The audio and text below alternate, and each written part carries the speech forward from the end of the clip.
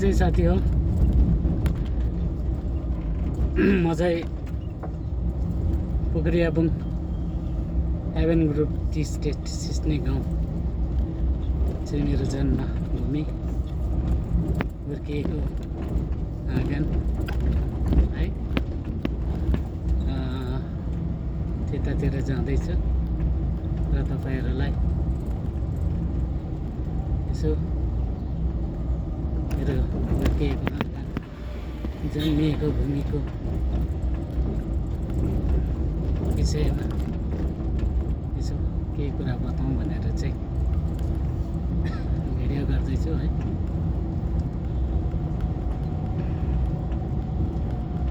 हुन त सबैलाई आफ्नो हुर्किएको जन्मिएको आँगन नै प्यारो लाग्छ, त्यसैले मलाई पनि त्यो आँगन एकदमै प्यारो लाग्छ। सायद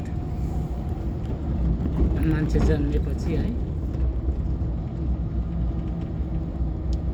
हुर्किनु कहाँ पर्दो रहेछ, कर्म कहाँ हुँदो रहेछ,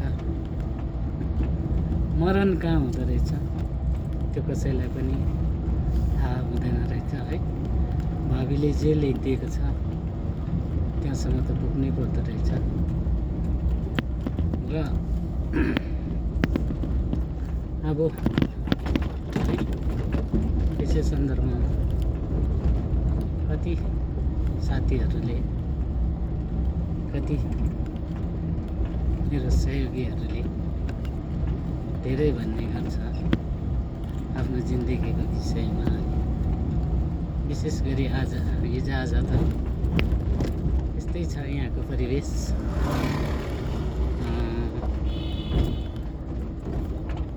माहौल यस्तै छ।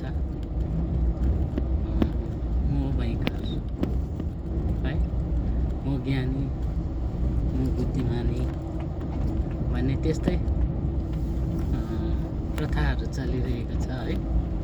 र म चाहिँ भन्छु सायद मैले यो कतिवटा मेरो भाषा शैलीमा है गल्ती हुन जान सक्छ होला। र सर्वप्रथम तपाईँहरूलाई म क्षमा चाहन्छु। मेरो यो भाषा शैलीबाट कतिवटा भाषाहरू है सही हुन सक्दैन होला र यसले म हजुरहरूलाई माफी चाहन्छु। र कतिजना मेरो मित्रहरूले त्यस्तो भन्ने गर्छ है, म भयङ्कर, म जतिको ज्ञानी, म जतिको बुद्धिमानी चाहिँ कोही पनि छैन होला भन्ने त्यस्तो खालको अहम गर्छ क्या। तर विचार आफ्नो आफ्नो हुन्छ है, व्यवहार आफ्नो आफ्नै हुन्छ।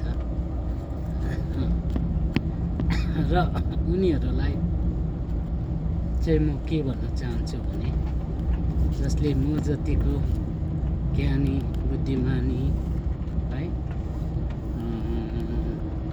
पढेको है भन्छ नि कतिजनाहरूले त्यस्तो खालको विषयमा बताउँछ।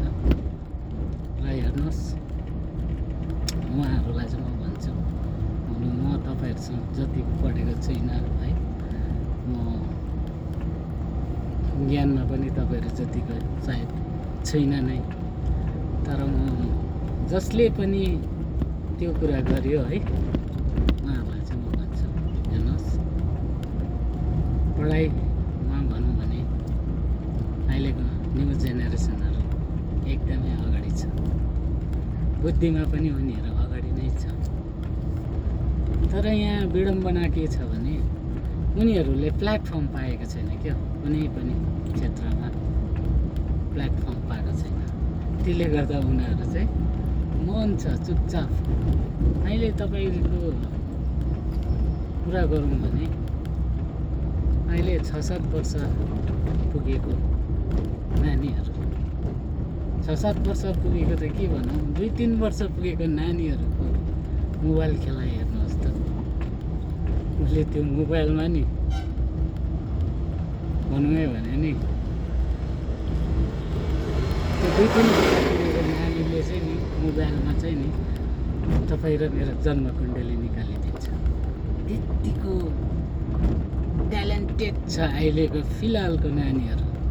हाम्रो समयमा त के थियो, फाटेको आपेल लायो स्कुल गयो, मानेको पत्ताबाटै स्कुल गयो होइन, कुङटिङ परेको छाता बोक्यो स्कुल गयो, टिफिनमा रोटी हाल्यो स्कुल गयो। अहिलेकोहरू त फायर छ नि फायर। त्यसले गर्दाखेरि क्या जसले पनि तपाईँ हाम्रो एजको जसले पनि म जतिको कोही छैन,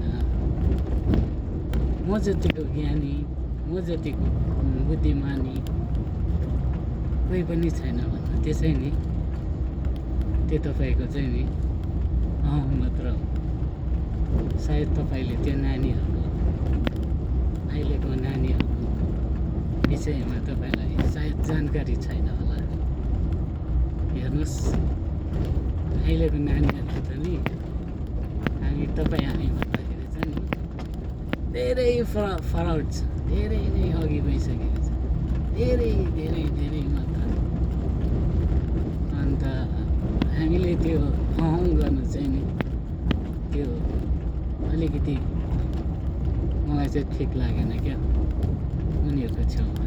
मैले भने त 2-3 वर्षको नानीहरूले नि मोबाइलको नि उनीहरूले खोल्यो भने नि तपाईँ र मेरो जन्म कुण्डली चाहिँ निकालिदिन्छ।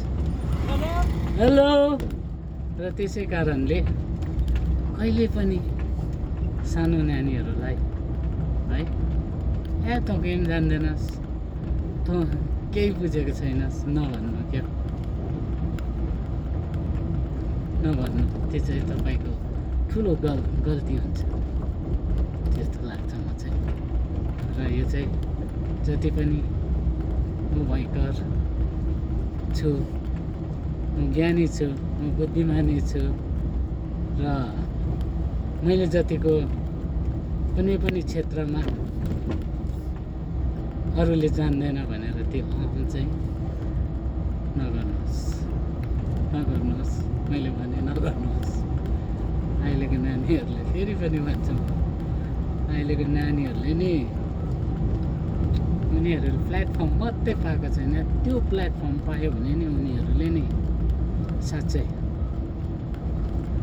धरतीलाई तलमाथि पनि बनाइदिन सक्छ।